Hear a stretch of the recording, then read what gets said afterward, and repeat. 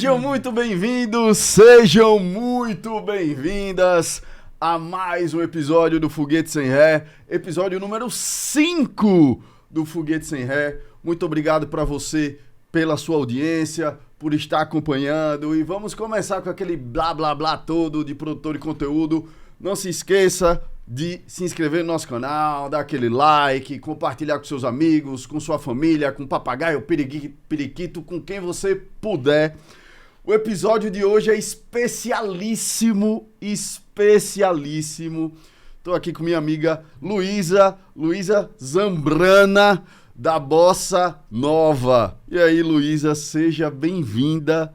Muito obrigado pela sua presença, muito obrigado mesmo pelo seu tempo, né? Estamos gravando aqui esse episódio especial. Seja bem-vinda, você é de casa.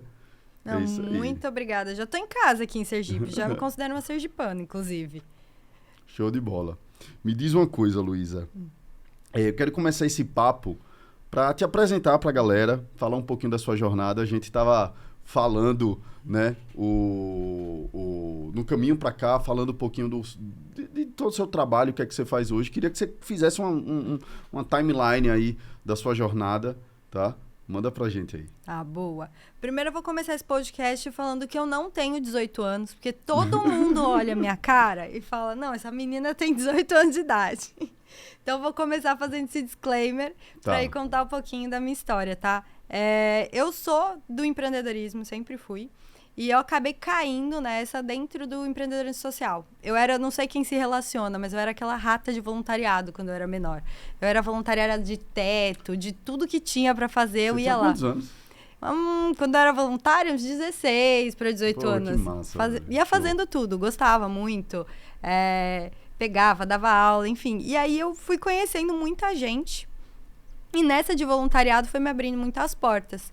Que foi quando eu entrei na Ashoka. A Ashoka, acho que foi o primeiro momento que eu encontrei o empreendedorismo social. Ela tem esse nome estranho, que a Ashoka é um nome de um indiano, inclusive. Ele era um indiano lá de andar para trás, que era um grande filantropo. E aí o Bill Drayton, que é o fundador da empresa, ele batizou a empresa de Ashoka por causa desse indiano lá atrás. Mas a Ashoka é hoje a maior rede de empreendedorismo social do mundo. Eles eram, né, ainda são, né, uma rede que acredita que quem vai mudar o mundo é a gente. Não adianta esperar, não vem de lugar nenhum, quem muda o mundo são pessoas. Então, eles começaram a investir em pessoas que tinham pequenas ideias ali de como fazer melhorias sistêmicas, né? Pô, como é que eu consigo pegar... Por que essa criança ali, ela vai para o hospital todo mês? E a gente vai lá e trata e ela volta para o hospital. Pô, ela vai e isso acontece porque ela não tem nutrição em casa. Então, como é que eu posso ajudar ela a ter nutrição? E aí, a gente encontrava uma empreendedora social, nesse caso era da Saúde Criança, que criou uma metodologia nutricional para crianças de baixa renda para diminuir a incidência delas nos hospitais. Então, pô, esse era o tipo de pessoa que ia mudar o mundo, né? Era o tipo de pessoa que a Ashoka apoiava. E ela ia pegando várias dessas pessoas. No Brasil, eram 370 fellows, que a gente chama. E foi quando eu comecei a conhecer empreendedorismo. E eu falei, cara, eu era super jovem na época. Eu olhei para aquilo e falei, cara, as pessoas conseguem mesmo mudar o mundo? Tipo, elas conseguem ter uma ideia, pegar, colocar aquilo no mercado e mudar uma realidade inteira, né? De maneira sistêmica. E foi quando o bichinho do empreendedorismo me mordeu. Eu falei, cara, é possível. A gente pode fazer o que a gente quiser. Que loucura! E eu fui indo, fiquei anos na Ashoka, aprendi muitas coisas, o que hoje a gente chama, né, de construir, prototipar, jogar mercado, meter a cara, a tapa, né, tomar coragem. Eu aprendi um monte de coisa lá e fui indo. Eu falei, cara, o que eu vou fazer agora?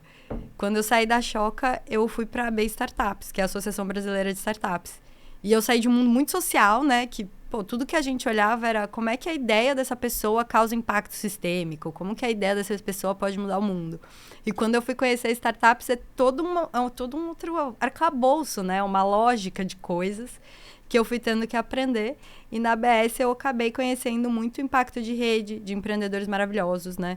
De pessoas que mudavam o mundo, às vezes não olhando só o impacto social, mas mudavam gerando emprego, criavam cadeias que não existiam, né? Hoje startups criam novas formas da gente consumir, novas cadeias de produto. E eu me apaixonei por aquilo, assim, perdidamente. E até hoje eu trabalho com startups, né? E a ABS tinha uma coisa muito gostosa, que é que você conhece todas as pontas do que a gente chama de ecossistema de startups. Então, lá eu conheci o empreendedor que está na ponta fazendo acontecer. Mas eu conhecia também o Sebrae que está lá apoiando. As aceleradoras que ajudavam aquele empreendedor a... Pô, tô com uma ideia, o que eu faço? Como é que eu tiro isso do papel? Conheci os investidores, que eram pessoas que iam lá e punham capital Sim. nessas ideias. Então, comecei a conhecer todo esse ecossistema, né? Como é que gira essa máquina. E fiquei lá por anos, eu atuei como gerente de marketing, atuei como gerente de pesquisa e informação, fui criando alguns produtos, criando inteligência de mercado, né? A gente brinca muito que naquela época, isso há 7 anos atrás, era tudo mato, né? Então, a gente chegava lá e... Quantas startups tem no Brasil? Não sei. Qual que era o sonho da ABS? Pô, que as startups representem um PIB do Brasil. Quanto representa hoje? Faço ideia. Quanto gira investimento? Não faço ideia. Era um começo que ninguém sabia nada. Bem inicial mesmo, né? Ninguém sabia nada, assim. A startup ainda era aquela coisa de 2 meninos na bermuda, com bermuda na garagem, sabe? Ainda tinha esse espírito de que era tudo muito informal. Os primeiros unicórnios estavam surgindo, né? Hoje, pô, tem Rappi, Nubank, Enjoei. Mas, pô, naquela época não existia nada disso. Então, imagina você explicar para os seus pais que você está fazendo startup. Empreendedorismo social, eles até entendem. Eles falam, a menina é boazinha, tá ali, ajudando umas coisas a dar certo. Agora, quando você fala startup, ele fala, vixe, Maria, o que essa menina vai fazer? E eu fiquei muitos anos lá, conheci muita gente, consegui fazer projetos, acho que impactaram a vida de muita gente, né? Rodamos 5 edições de case, rodamos radiografia. Eu falei, vou conhecer outra ponta desse mercado. Conferência Anual de Startups e Empreendedorismo. O case acho que é o maior evento do Brasil, né? Para startups, é o maior evento. Acho que, agora eu tô meio por fora, porque eu não faço mais, mas acho que a última foram 7 mil pessoas, 7, 8 mil pessoas. Também essa loucura de pandemia. Deu 2 anos de ato, mas ele volta agora no fim do ano, vai ter o próximo case e volta com aquela ressaca de todo mundo 2 anos sem se ver. Sim. Não sei que você tá pegando essa onda de volta de evento, tá Quanto tempo, meu Deus, vou fazer alguma coisa e tá uma loucura. Todo mundo bem ansioso, né? 2 anos em casa, né? Ninguém aguentava mais. Aí agora voltou. Mas vai, continua aí, desculpa. E aí eu fui conhecer outras pontas, né? Quando eu saí da ABS, eu fui trabalhar com projetos de aceleração corporativa. Então, entender como é que empresas estavam apoiando startups, como empresas estavam desenvolvendo inovação dentro, né? Porque a gente sempre fala no mercado, a gente passou por algumas ondas, né? Lá atrás, a gente tinha uma onda muito forte de aceleradoras que vieram para o mercado, que era a ideia, né, de, pô, tô pegando esse negócio no começo, vou acelerar, vou por equity e essa roda vai fechar. Só que essa roda demora muito para monetizar, né? Porque você pôs dinheiro ali no começo, aquela startup vai demorar ali seus 5, 6 anos para te dar o retorno financeiro. Então, essa roda demorou para girar, que foi quando começou a entrar uma injeção muito grande de corporações no mercado. Que elas falavam, pô, tô gostando disso aqui, eu consigo comprar essas empresas conseguem me ajudar. E eles usaram muito as aceleradoras como caminho para chegar nas startups. E foi um jeito muito bom da aceleradora se monetizar também. Porque ao invés dela esperar a startup dar o êxito lá na frente, ela tinha um cliente, que era a corporação, que ia lá e pagava por projetos, pagava para desenvolver ideias. E aí, quando chegou muito essa onda, eu fui trabalhar nas aceleradoras corporativas, né? De, tipo, como que eu pego uma startup que já está funcionando, quer esse cliente aqui, quer trabalhar para a corporação quer essa ideia, porque ela não consegue fazer dentro, a gente conecta as duas pontas. E também tem aquela brincadeira de eu, como corporação, como é que eu consigo incentivar o meu cara que está ali dentro? Eu quero que ele seja empreendedor, quero que ele crie novos negócios, quero que ele crie novas ideias aqui, né? Não que ele saia para fazer o negócio dele, quero que ele faça aqui para me beneficiar. Então, comecei esse jogo de aceleração corporativa, fiquei fazendo isso durante 1 ano e eu fui conhecer a outra ponta, que foi quando eu entrei na Bossa Nova para trabalhar com o mercado de investimento. Então, assim, eu gosto de pensar que eu estou fazendo o circuitinho. O próximo é virar empreendedora full aí, porque aí a gente faz todas as pontas do círculo, né? Show de bola. Luísa, me diz uma coisa. Hoje, o que é a Bossa? Para quem não sabe, né? A Bossa é o que a gente chama no mercado de um micro venture capital, tá? Por que eu falo micro venture capital? Porque a gente investe hoje em startups que estão começando no estágio de seed e pre-seed. Quando a gente está falando de investimento em startups, todo mundo vai ver que a gente sempre opera em estágios. Então, assim, o seed é o semente, que semente é aquele comecinho, né? Então, seed e o pré-seed são quando a startup está começando. E por que a gente fala que é um micro venture capital? Porque ele investe exatamente cheques pequenos em quem está começando. É uma tese, assim, que veio dos Estados Unidos, na verdade, né? A gente gosta sempre de falar que o bom de morar no Brasil é que você olha para fora e você vê 5 anos no futuro. Eles não podem fazer isso, a gente pode. Então, a gente importou essa tese lá de fora, que basicamente é assim, vou investir em quem está começando, porque tem um papel social ali de você investir em quem está começando, mas mais que isso, quando a startup está começando, eu consigo investir pouco capital e pegar uma parte substancial dela, né? Então, sempre que eu estou falando de investimento, eu estou falando de troca de dinheiro por participação. Quem está começando, eu consigo pôr lá meus 100 mil e pegar meus 5, 7% de participação. Quando eu vou investir num Nubank, se eu ponho 100 mil, eu não consigo nem pegar 0,5 de participação. 0,000. Então, a gente começa a operar nesse estágio porque é um estágio que ele é mais incerto, mas ele é muito gostoso de trabalhar. Porque eu tô ali pegando um empreendedor que está no começo, tá ali, às vezes, no seu primeiro, segundo ano de vida, tá precisando daquele capital para deslanchar, né? Para dar o próximo passo, eu consigo injetar, consigo pegar uma participação e fazer aquilo girar. E como o meu capital não tem que ser tão grande, né? Não preciso investir 10 milhões, como a gente vê esses cheques que saem no jornal, né? Sequoia investiu 20 milhões em startup. Como eu consigo investir 100, 200, 500 mil, eu consigo investir em várias. E é por isso que a Bossa hoje é o venture capital mais ativo da América Latina. Porque como a gente investe pouco em muitas, a gente consegue investir. Hoje o nosso número está em 1.600 startups. Então, a gente consegue investir em muita gente. Em quantos anos, Luísa? 1.600 startups em quanto tempo? 5 anos. Em 5 anos. Pô, fantástico. É gente, né? Fantástico, é gente. Como é que esse processo de captação de vocês, como é que esse processo de aquisição, né? Fazer essa captação da startup, do empreendedor, como é? Pode falar. Não, a gente estava lá falando no carro que você tem duas métricas, digamos assim, né? A captação do investidor, né? E a captação da investida. Né? Você tem esses dois indicadores, assim, poxa, eu tenho que ter gente colocando dinheiro na bolsa para que a bolsa possa fazer as investidas e gente para investir, né? Poxa, e 1.600, né, startups no Brasil todo é gente. Como é que é esse processo, assim, como é que vocês fazem isso lá dentro? Ele é bem humano. A grande verdade, quando eu penso no processo da bolsa, eu penso, ele é um processo bem humano. A gente fala que a gente acredita em gente.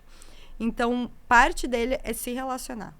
Hoje a gente se relaciona com praticamente todo mundo no ecossistema. É até chato. Às vezes a agência vem falar para mim, agência de marketing, essas coisas. Quem são seus concorrentes? Eu falo, é todo mundo meu amigo aqui nesse ecossistema. Porque a gente se relaciona com todas as aceleradoras, com todos os players de mercado, assim, Sebrae, a B Startups, a B Fintechs, a B Lautechs, todo o ecossistema. Porque a gente tem esse caráter de democratização do investimento, né? Quando a gente pensa... A gente está em São Paulo, né? Então, quando a gente pensa, o que é investimento em startups? A galera já imagina, né? O cara com coletinho, andando ali com o cafezinho do Starbucks, com... O que mais que a gente usa? Correntinha, andando ali no seu Vans, pela Faria Lima. E a gente... Cara, a gente não é contra isso, mas não é isso investimento em startup, sabe? Investir em startup é investir em gente. E é uma coisa que a gente sempre fala, gente boa nasce em qualquer lugar. Gente boa cresce em qualquer lugar. Você pode colocar no mato, que gente boa vai dar lá e vai achar o que fazer. Então, a gente tem um processo de prospecção que ele é muito humano mesmo. A gente olha pra gente em todos os lugares do Brasil. A gente vai até o empreendedor. Onde ele estiver, a gente vai lá, a gente entende e a gente educa muito sobre esse mercado. Então, faz parte da Bossa levar a educação, porque... Cara, a verdade do empreendedor, e eu aprendi isso lá na Choca, que o empreendedor é um cara apaixonado por fazer o negócio dele. Ele não estudou como captar no MBA da FGV. Ninguém te ensina na escola como montar seu pitch deck e seu valuation. Ninguém te fala como faz isso. Às vezes o cara é médico que viu ali um nicho de negócio muito bom para ele trabalhar e ele falou, tive uma ideia, quero fazer. Mas ele não aprende a captar. Então, a gente vai lá, a gente ensina as pessoas como que elas captam, como que elas montam um deck, um valuation, toda essa sopa de letrinhas aí que assusta o pessoal no começo. A gente ensina exatamente para que as boas pessoas, as boas ideias, os bons executores, onde quer que eles estejam, eles cheguem até a gente. Porque eu não sei de onde o próximo unicórnio vai vir. Mas eu sei que onde quer que ele esteja, eu tenho que estar lá. Então, a Bossa é muito, muito humana nesse sentido, de buscar mesmo as pessoas. E a gente investe no founder. A gente tem uma coisa muito real sobre investimento em startups. Todo mundo pergunta, mas que números eu tenho que apresentar? O que eu tenho que fazer? Como é que é o meu PPT? Eu falo, gente, é sobre pessoas. Você tem que se apresentar, você tem que contar a sua história, a história do seu negócio. Por que é você que vai fazer esse negócio dar certo e não fulaninho de tal? Porque a ideia todo mundo tem. Vontade de ficar milionário todo mundo tem. Agora eu quero saber por que você, com essa ideia, é o cara que vai ficar milionário, entendeu? Então, é uma coisa muito de gente pra gente. Isso que é muito gostoso da Bossa. Tá. Cara, eu acho que Ricardinho, eu acho que é a terceira pessoa aqui que a gente tá batendo papo, conversando sobre isso, né? Que traz essa reflexão. Ela fala muito do negócio que você fala, que é questão de gente. No final das contas é gente. É sobre pessoas, né? Eu tinha no meu Instagram uma vez, eu publiquei B2B não existe, né? Porque, no final das contas, é pessoas e pessoas, né? Cara, foi um bafafá, um comentário que não sei o que, barará. Porque no final é isso, né? No final das contas, B2B não existe. Não. Né? É uma pessoa de um lado, outra pessoa do outro, é uma pessoa que está contratando uma pessoa, né? E confiando em outra pessoa. Confiando, exatamente. Né? Você falou uma coisa muito bacana que eu até anotei aqui, essa sopa de letrinha, né? Essa sopa de letrinha. Se a gente abrir aqui um pergaminho, vai descer trocentos termos e palavras e etc, né? Que os startupeiros precisam saber e por aí vai. E no final das contas, todo empreendedor. Mas o que eu queria puxar é o seguinte. Por mais perfeitinho que um deck esteja, tá? Você já deve ter visto milhões de apresentações, milhões de pitches, etc. Por mais perfeitinho que esteja, o que é que você, na hora que você está ali vendo uma apresentação de um pitch, o que é que você está vendo por trás? O que é que você está analisando? Pô, está tudo bonitinho, o beabá tudo certinho, o problema, a solução, a ideia bacana, mas o que é que você está vendo por trás? O que é que essa desconstrução, assim... Porque o pitch perfeitinho, cara, tem 1000 modelos aí, tem um passo a passo, primeiro você faz isso, depois para aqui, você mostra seu problema, depois sua solução, sei lá, TAM e tal, tamanho de mercado, enfim. O que é que você vê por trás? O que é que a Luísa vê por trás de um pitch? Vou chovendo uma olhada aqui, mas pra mim é o founder. Porque o pitch, isso eu sempre falo, o pitch é uma história. É uma história. É uma história e essa história tem que fazer sentido. E o que é fazer sentido? É o que você falou, é um problema que encaixa numa solução, que tem ali sua validação, que tem seus números e que tem um objetivo. Ponto. Essa é a história que todo mundo vai me contar. Mas o que tem que amarrar essa história é o porquê você. Quando você sente que aquela história ali que está sendo contada, aquela narrativa de negócio, de pessoa, de vida, é a vida de uma pessoa aquilo. Sim. Tá fazendo sentido com a pessoa que tá te falando, aquilo começa a amarrar. Você fala, esse cara sabe do que ele tá falando. Porque hoje, se você me der seu pitch deck e eu ensaiar, eu posso ir lá para uma banca e fazer. Só que será que eu convenço alguém que aquilo faz parte, que eu sei do que eu tô falando? Que aquilo faz parte da minha história? Não dá. Então, quando você tá ouvindo um pitch, é muito assim, sobre o quanto aquela pessoa que tá fazendo aquele discurso amarrou a história inteira, viveu aquela história, né? E consegue transmitir ela com paixão suficiente para eu confiar que aquilo vai ser executado. Porque tem uma coisa que a gente fala muito, né? E a gente tava saindo da aceleração e eu tava falando isso também.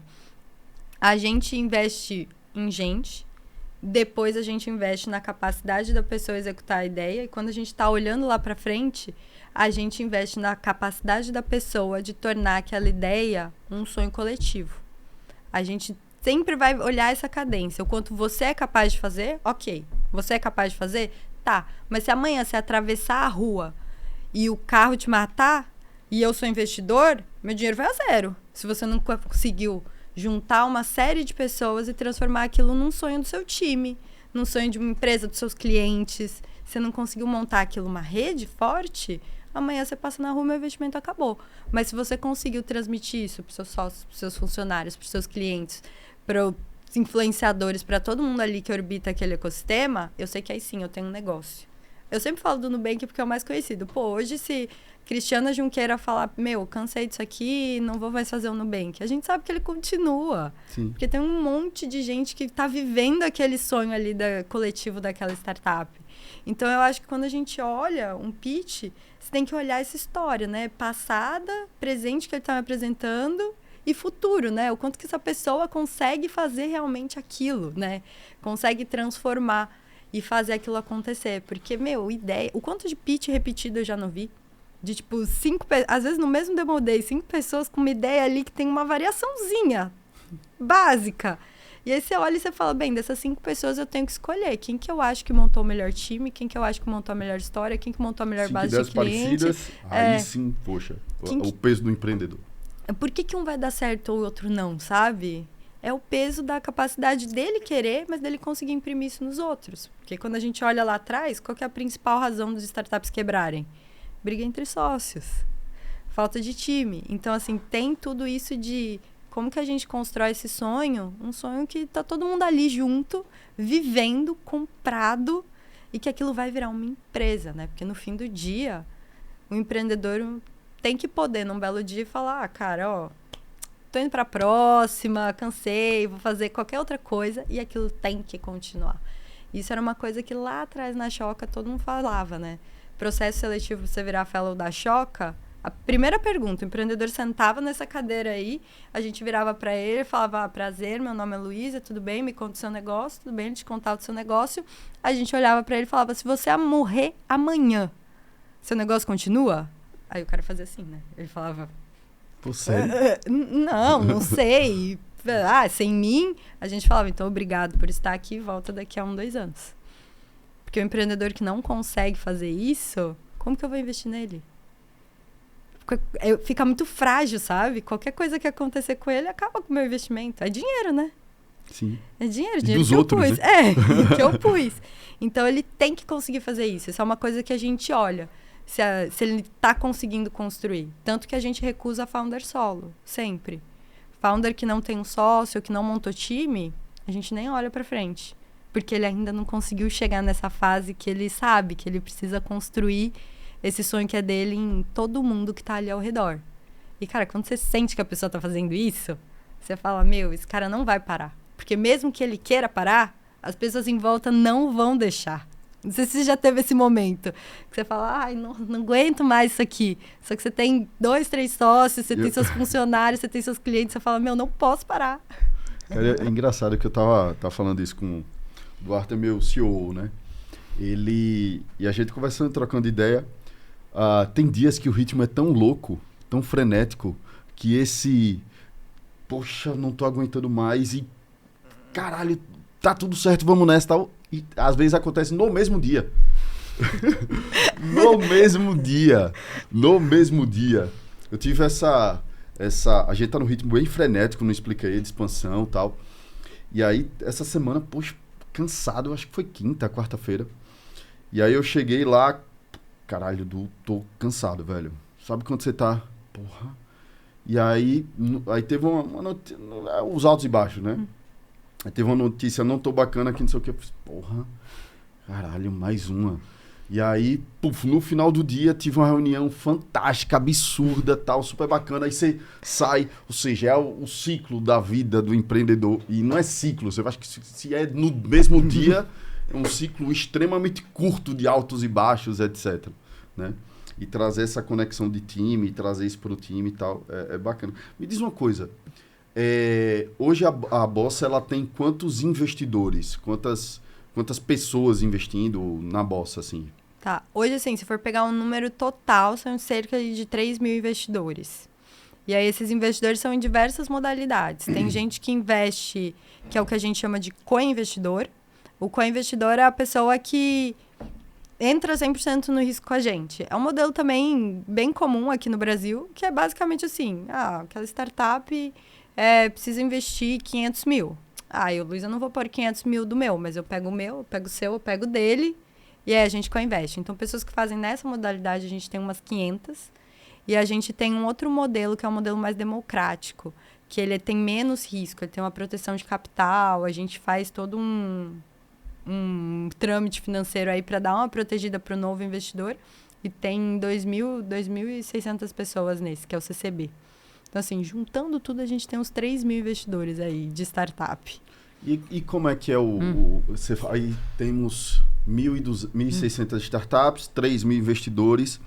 Como é que é esse relacionamento, assim? Como é que é esse relacionamento com os investidores, essa troca de informação, digamos, por exemplo, sei lá, você tem 10 startups investidas, poxa, tem uma dá sucesso, né? Assim, me corrija se eu estiver falando besteira, mas é aquele lance, poxa, vou investir em 10, 8 vão dar errado, uma vai dar mais ou menos, e a uma que vai dar certo vai cobrir todas as 10, um resultado que já vale a pena todo esse processo. Como é esse racional, assim, para o investidor?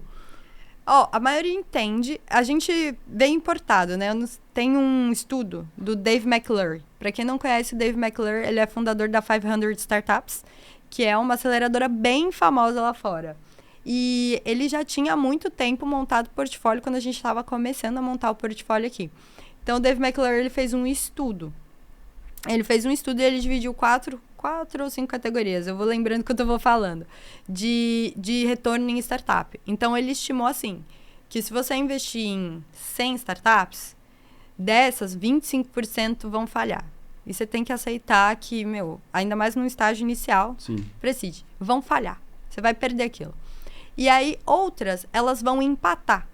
O que é empatar? Empatar é quando eu investi nela num valuation de 10 milhões... E ela foi comprada num valuation de 11 milhões ali. Quase empatou. Não estou aqui para receber esse retorno pequeno. Então, a gente chama que empatou. Isso vai acontecer também. E aí, ele tem também o que ele chama de small wins.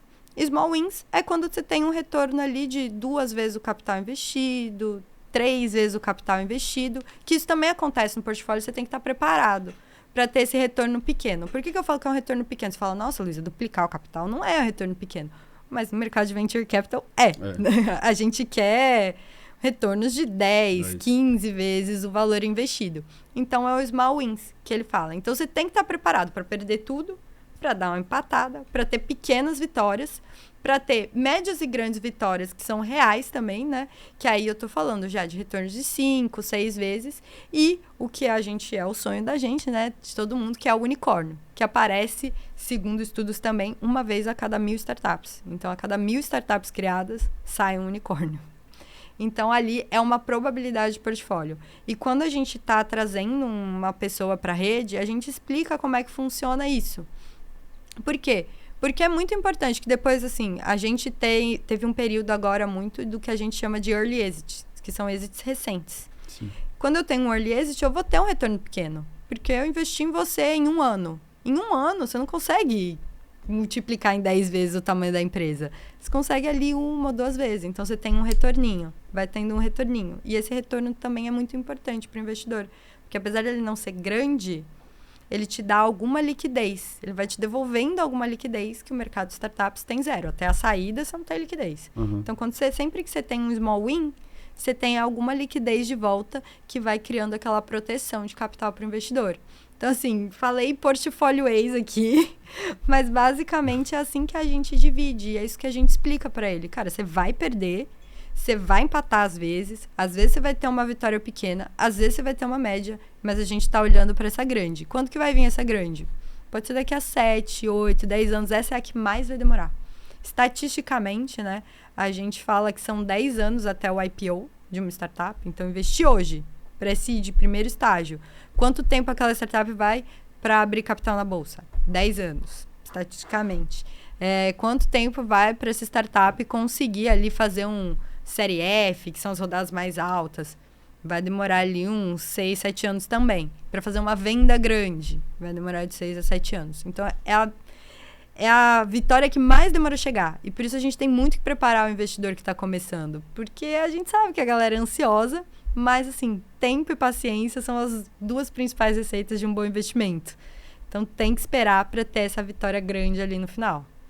E por que dar um exit tão cedo? Você falou o exit de 1 ano, 2 anos. O que é que acontece para... Por vários motivos, assim, o mercado tá muito aquecido de compra, né? Do mesmo jeito que eu contei aquela historinha lá atrás, né? Que primeiro vieram as aceleradoras, as corporações começaram a entrar nas aceleradoras e há uns 2, 3 anos começou a entrar um movimento muito forte também das corporações quererem entrar como investidoras e compradoras, né? A gente viu a Magalu comprando muitas empresas agora no último ano, Localweb comprou muita empresa também, então criou um movimento de M&A muito forte no Brasil. E aí começou a compra das startups. E quando você vai fazer uma oferta para o founder, é muito difícil. O cara tá bom, ele estava num valuation de 10 milhões, ele captou investimento, ele tinha aquele sonho de captar outro e outro, mas chega uma corporação para ele e fala, 15 milhões hoje. No Pix. Ele vai olhar para aquilo e ele vai falar, bem, será que eu quero mesmo fazer a jornada de captação completa, ficar mais 4, 5 anos com esse negócio, ou eu quero 15 milhões no bolso agora? Então, isso acontece. Normalmente, essas saídas mais curtas, elas são de compras, de empresas comprando. E normalmente são porque são bons negócios, fazem sentido para a empresa, ou pela base de clientes que tem, ou pela tecnologia embarcada que tem, às vezes por causa do time que tem. Já vi muita compra porque a startup montou um time de tech fabuloso. Então, era mais fácil para a corporação ir lá e comprar do que tentar montar aquele time de tech em casa. E começaram a surgir muito essas compras. E, founder, você oferece dinheiro para ele agora ou depois, tem alguns que seguram e falam, não, daqui a alguns anos essa empresa vai valer 7 vezes o que você está me oferecendo hoje. Mas tem muita gente que fala, não, quero dinheiro agora e eu vou construir outra coisa. Aí é do perfil, né? Do perfil de cada um. E tem não sei se já leu aquele livro, Startup Nation. Não. No Startup Nation, eles contam uma história. Startup Nation, ele basicamente conta a história do desenvolvimento do empreendedorismo em Israel. E eles contam uma história logo no começo de quando um time de desenvolvedores em Israel, eles estavam montando uma tecnologia para proteger empresa de fraude. E assim, lá em Israel, a galera vem do exército, né? Todo mundo é obrigado a servir. Então, o pessoal que estava montando essa tecnologia era gente que trabalhava com contra-inteligência de terrorismo no exército. Então, eles não estavam chutando, né? E eles foram apresentar essa tecnologia para empresas americanas, foram apresentar para o PayPal, que eles estavam montando e como ia ser, né? E o pessoal do PayPal falou, tô há milênios fazendo isso, vocês não vão conseguir fazer. Eles falaram, tá bom, testa. E aí, eles pegaram a base que o pessoal tinha, jogou para os meninos que estavam montando tecnologia analisarem, e eles devolveram em 1 semana para os analistas de segurança do PayPal. E a que eles devolveram, a que a startup devolveu, estava melhor do que o pessoal do PayPal fazia. E aí eles viraram e falaram, não, a gente vai comprar esse negócio. Eu falei, tô aqui há séculos tentando desenvolver, não consigo. Me chega 3, 4 pessoas aqui falando que conseguem. Comprar a vida desses caras. Conseguem mesmo, eu vou comprar esse cara. E aí eles foram para fazer a compra e o próprio founder falou, não, eu só queria que vocês conhecessem. Eu não quero vender. Ele, como assim você não quer vender? Eu tô aqui te oferecendo milhões. Ele falou, não quero vender. Isso aqui vai valer bilhões em alguns anos. Eu não vou vender para você. E eles foram firmes até o fim. Então, assim, mas eles tinham essa mentalidade de, isso aqui vai valer bilhões, eu não vou vender agora. Eu vou esperar ficar maior. Mas, às vezes, não é o caso. Às vezes, a startup fala, não, quero fazer esse caixa agora, quero vender. E tá tudo bem também. A gente gosta de falar isso, né? Que, tá tudo bem. Você sair antes ou você sair depois, vai de você sentir qual que é o estágio do seu negócio. Mas essa história de Israel é bem legal, porque eles falam, né, que o founder tava lá e falou, por que você tá tentando me comprar? Eu só queria testar pra ver se estava dando certo. Eu nem quero vender para você. E é por isso que, às vezes, as empresas compram também. Às vezes é muito mais fácil você comprar um cara que tá fazendo melhor que você, mais rápido que você, do que você ficar em casa tentando desenvolver e batendo cabeça. A gente falando muito sobre investida e tal, que a gente vê na grande maioria das vezes que essas rodadas, a galera pra queimar caixa, pra crescer. Eu tenho visto muita discussão, muito debate sobre isso, sobre essa tese de queimar caixa para crescer de todo jeito e dar prejuízo, barará, barará, todo esse debate, né? Você deve saber disso muito mais do que eu. Essa relação, poxa, unicórnio, camelo, o que é que vai ser, o que é que não vai, qual o melhor caminho, qual a melhor situação. O que é que você acha disso, assim? Tudo que está acontecendo no mercado hoje, no ecossistema hoje. Eu acho que tem tempo, né? O mercado é uma coisa engraçada. A gente fica procurando regra fixa para tudo. E aí receitinha de bolo para tudo, né? Para tudo. Mas a gente olha, na nossa vida tem receita de bolo? Não. Tem hora que é para eu economizar, tem hora que é para eu investir num curso. É que nem filho. A gente tava falando de filho mais cedo. Filho dá prejuízo? Eu acho que não. No começo não dá, não? Fralda, Prejuízo? Fralda, tudo que você tem que gastar. Que louco isso, viu? Se você parar pra Ou pensar, seja, é um negócio que você tá colocando dinheiro, mas tá voltando. no começo. Por quê? Mas é porque no começo o filho é tempo de investir, né? Você vai investir pra ele crescer e lá na frente ele vai te dar retorno de N motivos, né? Vai cuidar da sua velhice, vai te dar amor. E o mercado de Venture Capital, ele também tem momentos. Então, longa história curta, ele tem momento. Tem momento que é pra você investir, queimar caixa, fazer o que você tem que fazer, crescer, porque tá momento de muita liquidez no mercado, por exemplo. Então, assim, nos últimos 2 anos, fazia sentido você pegar um cheque e queimar a caixa para crescer, porque tava todo mundo não dando dinheiro, mas o dinheiro tava muito barato. Então, se você queimasse, crescesse muito, você conseguia pegar outra rodada relativamente fácil, né? Às vezes você já saía de uma rodada contra-engatilhada. Então, era tempo de você fazer isso. Agora, o dinheiro tá muito mais caro. Porque a galera fez um freio, né? Puxou o freio de mão e falou, pera lá, não vamos distribuir tanto. Os fundos, eles estão capitalizados ainda, mas eles estão muito mais calmos.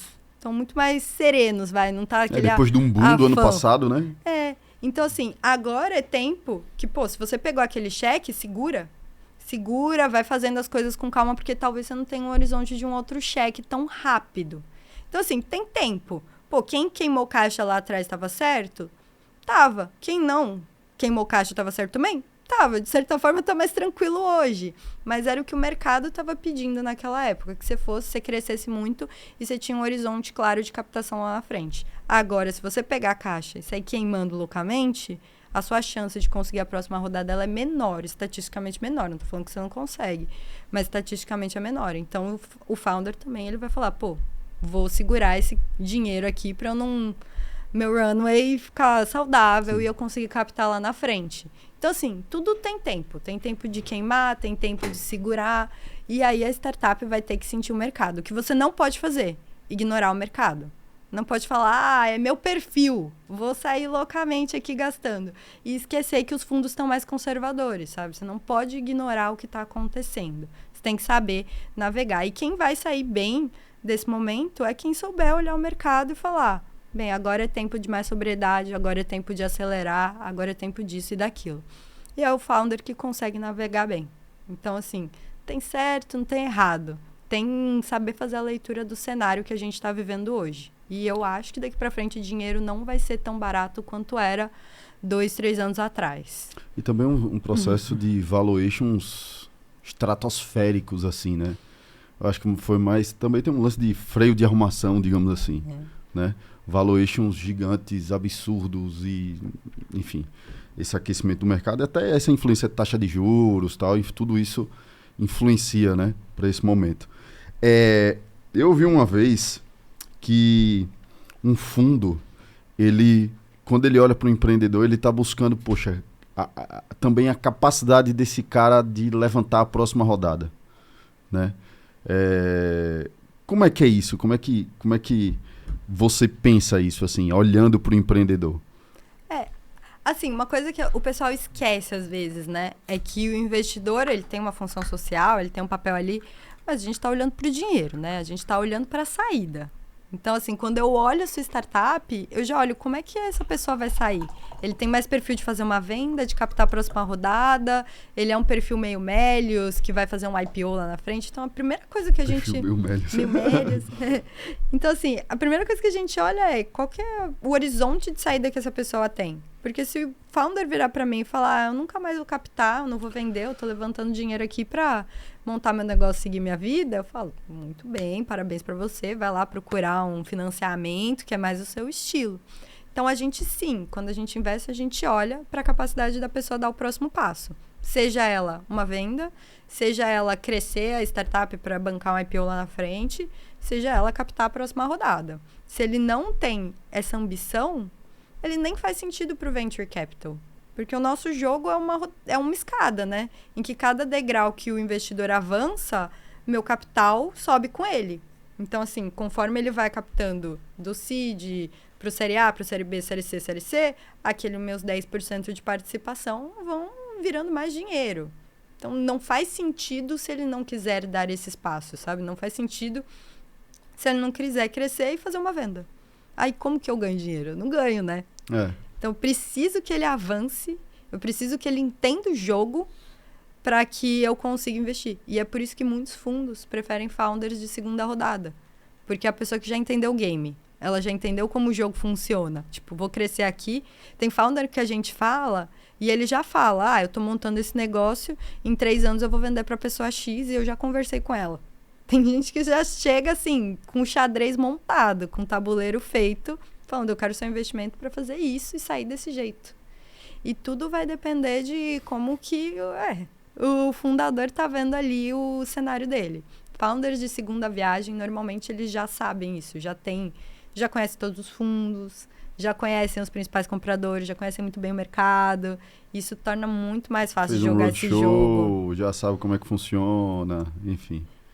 Show de bola. Luísa, me diz uma coisa. Hoje, o que é que você está fazendo aqui no Nordeste? O que é que você veio fazer aqui? Eu estou participando de um projeto que chama Startup Nordeste. É um projeto do Sebrae. E que o principal intuito é desenvolver startups. Então, a gente está aqui no que a gente chama de uma pré-aceleração. Então, é realmente a pessoa que tinha uma ideia, falou, conheço meu mercado, tenho uma ideia, quero desenvolver isso aqui. Então, a gente vem com conhecimento, mentoria, tudo abarcado para conseguir apoiar essa pessoa aí do 0 a 1. Então, o objetivo aqui é levar 200 negócios, no nosso caso, do 0 a 1. E criar ali um grupo de startups aqui no Nordeste. Esse é um programa que está rodando... Eu estou em Sergipe, né? Mas esse programa está rodando em todo o Nordeste. Então, está rodando em Natal, está rodando em Recife, está rodando no Piauí. E, assim, é um projeto do Sebrae incrível. Eu não vi nada igual ainda. Assim, você pensar que em cada um desses lugares tem pessoas tentando montar 200 startups... É uma coisa que daqui a 3, 4 anos a gente vai olhar para trás e a gente vai falar, caraca, esse startup surgiu lá atrás. Então, acho que assim, pode estar sendo formada toda uma geração de novos empreendedores aqui. É isso que eu vim fazer. Porra, que bacana, velho. Que bacana. Luísa, sei que você tem um horário apertado. Tô vendo ali nosso tempo. Muito obrigado. Muito obrigado pelo seu tempo, pela sua disponibilidade, pela sua gentileza, né? Te sequestrei no meio do evento, te trouxe pra cá pra gente gravar esse episódio. Muito bacana. Ricardinho, o volume de conteúdo aqui. E eu vim na intenção de ficar caladinho e deixar Luísa falando. Muito obrigado, Luísa. Muito obrigado mesmo. A casa é sua. Toda vez que você estiver por aqui, se quiser vir, trocar uma ideia, bater um papo, chamar mais gente, a casa é 100% sua. Muito obrigado mesmo. No todo final de episódio, eu faço um bate-bola mais pessoal. Vixe, Maria. Pegadinha. Não te contei isso, mas não é nada comprometedor não se preocupe não. Quem é Luísa, sem dizer o que Luísa faz? Quem é Luísa? Bem, eu gosto de falar que eu sou uma escutadora, apesar de eu só ter falado aqui. Adoro escutar as pessoas, conhecer. Sou artista de circo nas horas vagas, ceramista nas horas vagas. Peraí, calma, parêntese. Você é artista de circo nas horas vagas. Como assim? Eu faço tecido e lira acrobática. O que é isso? Já viu aquelas mulheres penduradas nos panos? O rei do Sério? show? Tá vendo aí, papai? Receba. Mas sou uma curiosa. Que bacana, Luísa. Show de bola. Que Curiosa, massa. entrona de tudo. Só tô aqui porque fui criando, entrando e gosto de fazer acontecer, seja lá o que for. Pode ser o bolo do sábado, ao maior programa de aceleração do Nordeste. Eu gosto de fazer as coisas acontecerem assim. Em qualquer lugar que eu vá, é isso que eu gosto, assim. Eu sou Luísa fazendo alguma coisa ali acontecer. Não consigo ficar parada. Eu brinco com uma amiga, ela fala, nossa, Luísa, você tá triste. Eu falo, não tô triste, eu tô sem atividade. Não consigo ficar parada. Show de bola, dona Luísa. Muito obrigado. Quer dar um recado final? Vou fazer minha pra rádio galera? merchan aqui, Vai, gente. faz. A casa é sua. Bem, quem não conhecia a Bossa Nova, agora... Olhe pra câmera, eu vou olhar pra câmera, gente, fazer minha rádio merchan. Quem não conhecia a Bossa Nova, agora tá conhecendo. Siga a gente nas redes sociais, @BossaInvest, tá? Conheçam como fazer parte desse ecossistema. Quem não conhece nada, a gente tem o Bossa Academy. Para quem já conhece, quer ser investida, é só entrar no nosso site. A gente é um fundo extremamente democrático, então basta entrar lá, subir seu pitch deck para ser avaliado e, quem sabe, entrar para a Rede Bossa e fazer parte dessas 1.600 startups. São todos muito mais que bem-vindos, tá? É um movimento que a gente quer realmente de democratizar, de levar a palavra do investimento para quem tem uma boa ideia, para quem tem uma boa execução e para quem, como a gente e como eu, quer fazer acontecer, tá? Então, conheçam a Bossa, sigam e continuem ouvindo o podcast, né? Pô, que bacana. Pô, tô muito feliz, velho. Muito feliz. Muito obrigado, Luísa. É isso, senhoras e senhores. Chegamos ao fim do 5º episódio número 5 aqui do Foguete Sem Ré. Não esqueça de seguir o Foguete Sem Ré nas redes sociais, no Instagram, no YouTube, blá, blá, blá, blá, blá, blá, aquilo tudo que todo mundo fala. É isso, senhoras e senhores. Sou Bruno Oliveira. Esse é o Foguete Sem Ré. Até o próximo episódio. É isso. Valeu, Ricardinho. Um beijo no seu coração. Luísa, obrigado de novo. É isso. Valeu. Fui.